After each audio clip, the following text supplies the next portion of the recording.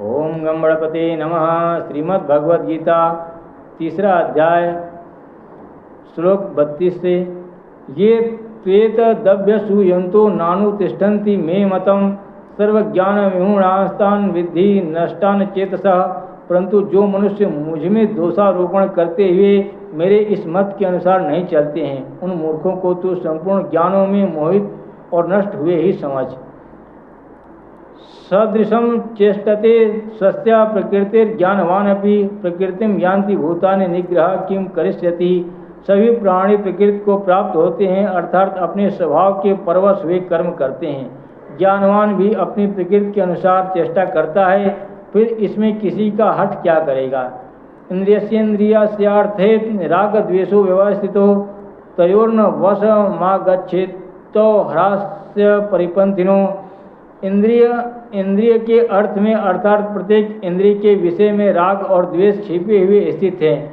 मनुष्य को उन दोनों के वश में नहीं होना चाहिए, क्योंकि वे दोनों ही इसके कल्याण मार्ग में विघ्न करने वाले महान शत्रु हैं। श्रेयान् स्वधर्मो विगुणा पर धर्मा स्वनुष्ठितात् स्वधर्मे निधनम श्रेय पर धर्मो भयावह। अच्छी प्रकार आचरण में लाए हुए दूसरे के धर्म से गुण रहित भी अपना धर्म अति उत्तम है।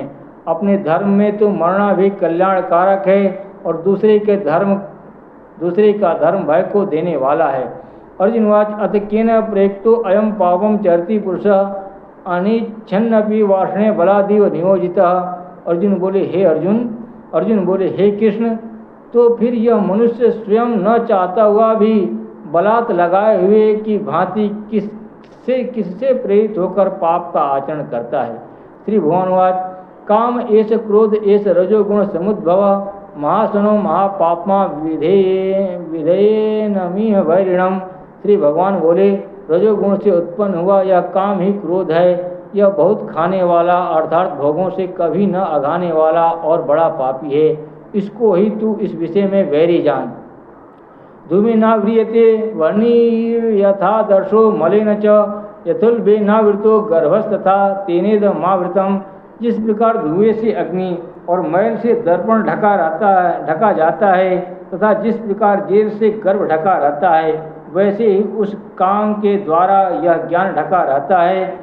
आवृतम ज्ञान मेतेन ज्ञानिनो नित्य वैरिणा काम रूपेण कौंतेन दुष्पूरेणान लेन च। और हे अर्जुन, इस अग्नि के समान कभी न पूर्ण होने वाले काम रूप ज्ञानियों के नित्य वैरी के द्वारा मनुष्य का ज्ञान ढका हुआ है। ओम नमः शिवाय।